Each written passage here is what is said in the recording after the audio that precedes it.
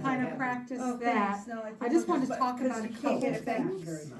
Right. So I'm just gonna- getting, okay. Hey guys, let me just, Yeah. can you tell me one It's really more hard for thing? us to hear. Back to part 2 of socks So I at the Osher a group. little bit different socks this time, and I actually also brought one skein of yarn because I wanted to answer a question that somebody had last time, which is I think it may be you, Christy, but which is if you are making 2 at a time socks, how do you know where to start the second one? One thing way you could do it is to go buy a kind of yarn called Perfect, which has a marking. So when the starting is this yellow, which you can see here, and it separates the 2 socks. Oh. Brilliant, huh? Yeah. It's made by Regia. This particular one happens to be from Arnie and Carlos's design line. Yeah. But yeah, so what you can do, right, is you know when to start the next sock. That's the solution to that problem. If you Okay. don't want to count a million rows. Now Right. see, me, I like counting. I'm this numbers person.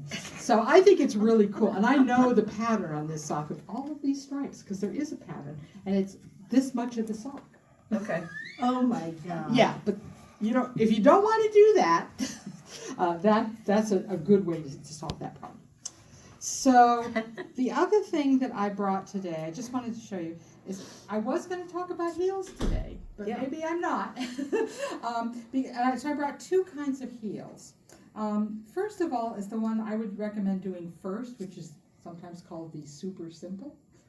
By the way, it's not super simple. It's simple, but it's not as super simple.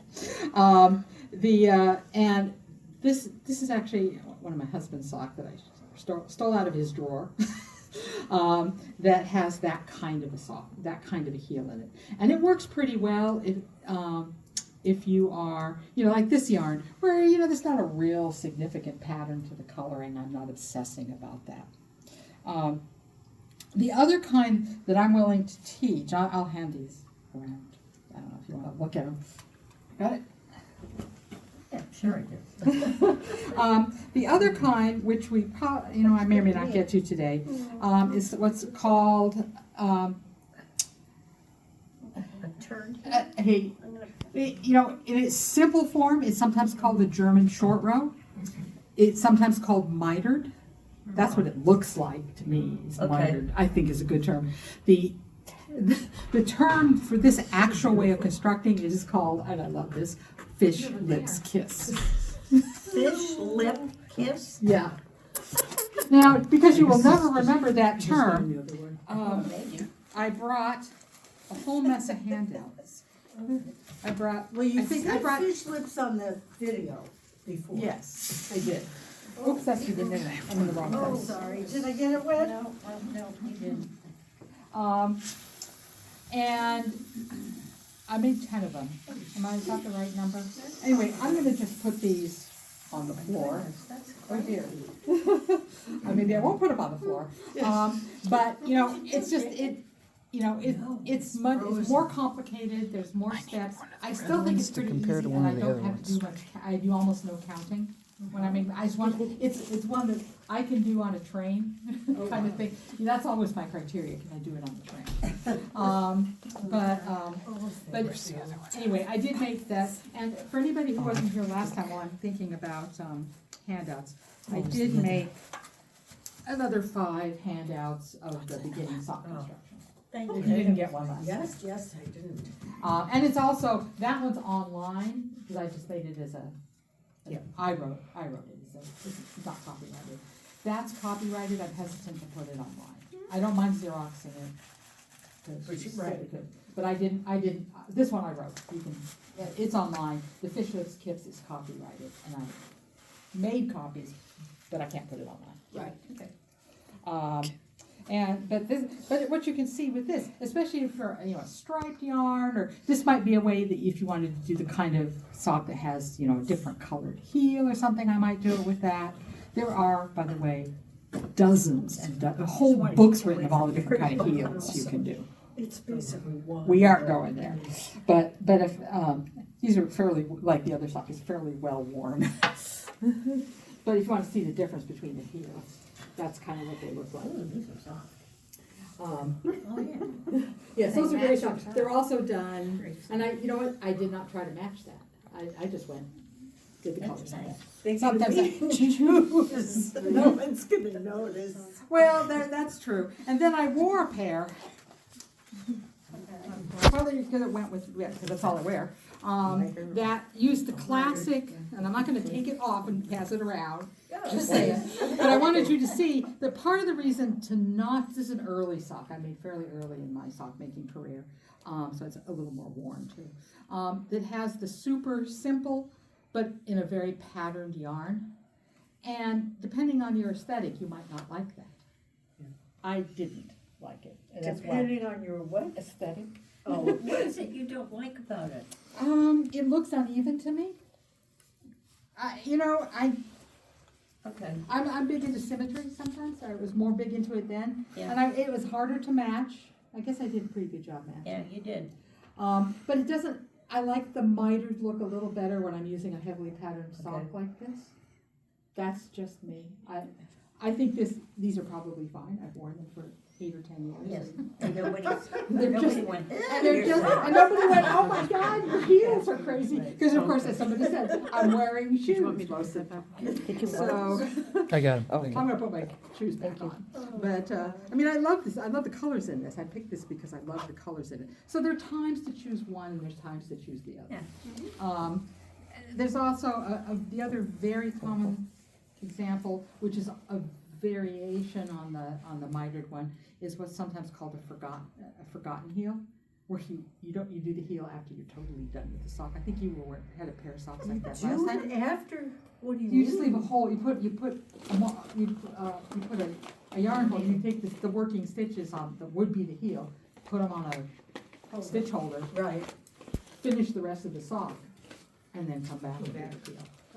Oh, There are people who really love that. I'm not one of them.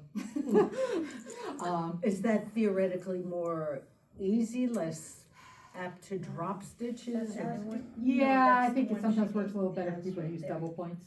All right, we're on. Okay, so I think the thing to do is I'm gonna show you the parts. I'll say them first and then show you how to do the super simple heel.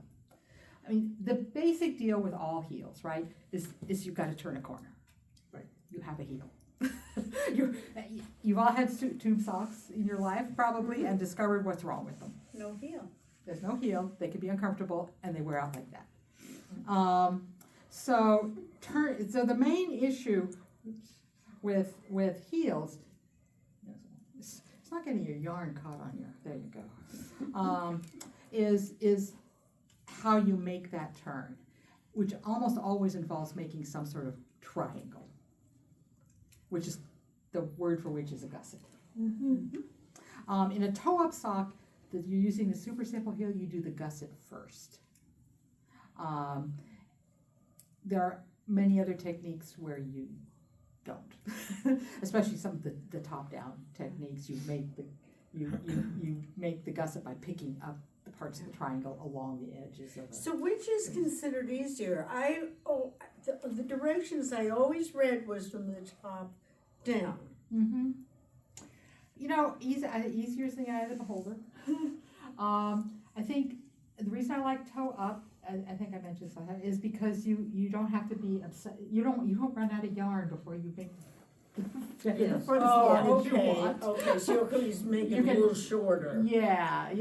But if you're gonna wear a sock, you can't be making it a little shorter because you ran out of line. It's not like a scarf. You can Okay, just make right. it a little shorter. So that's one of the things I like. The other thing I like is not having to do a Kirchner stitch at the toe. Oh, what's A it? Kitchener. Do you say Oh, Kirchner? okay. I always said Kirchner. I probably always Okay. heard it and didn't see it spelled. I have a- Whereas I like, to make that smooth Yeah. thing at the bottom, you have to do this complicated thing with the needle. Oh, I Which some people don't find complicated. I find it annoying. But how you turn the heel is I think equally complicated on both. It's still making a right angle. Mm-hmm. Now, in terms of, so you would never use this style from the top No, down. no, because it's closed. Right, Right. okay.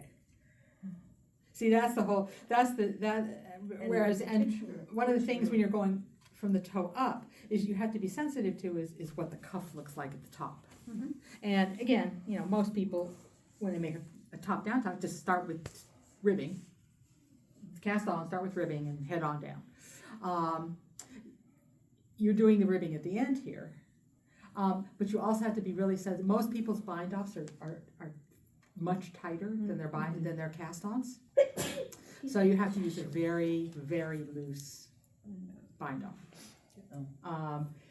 More than one person in the history of toe-up sock making has made a sock that they had to pull out the top because they couldn't get the thing in their foot. Because just as the right angle, you know, you has to work on where you're wearing it, you also have to be able to pull it over your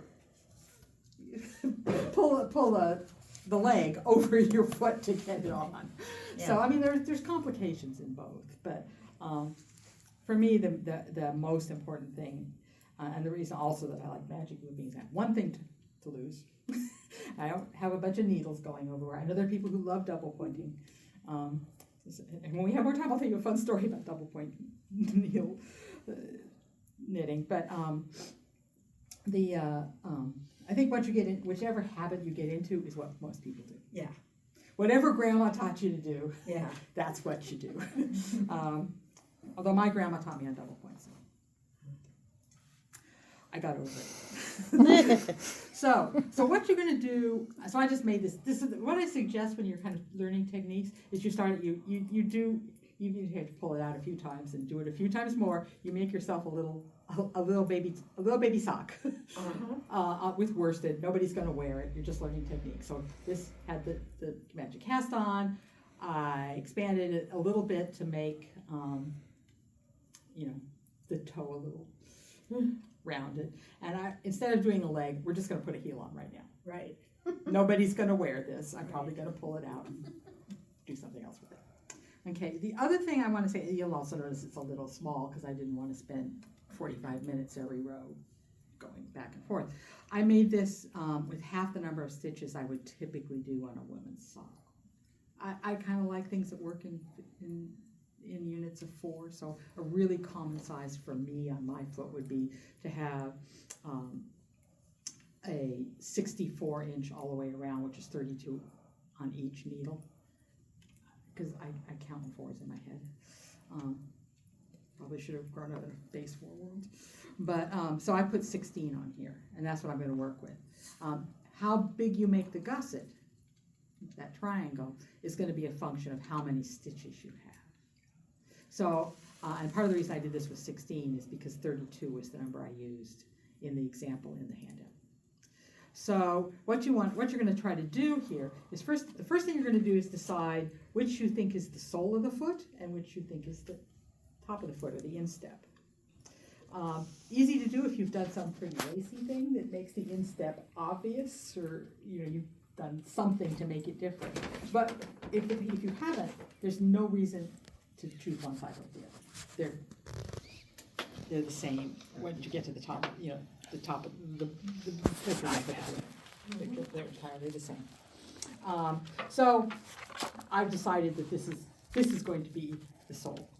And actually, yeah, I think I don't know. I usually look at them and say, which one do I think is prettier? Which one do I not want? Which one do I want people to potentially see if I take my shoes off?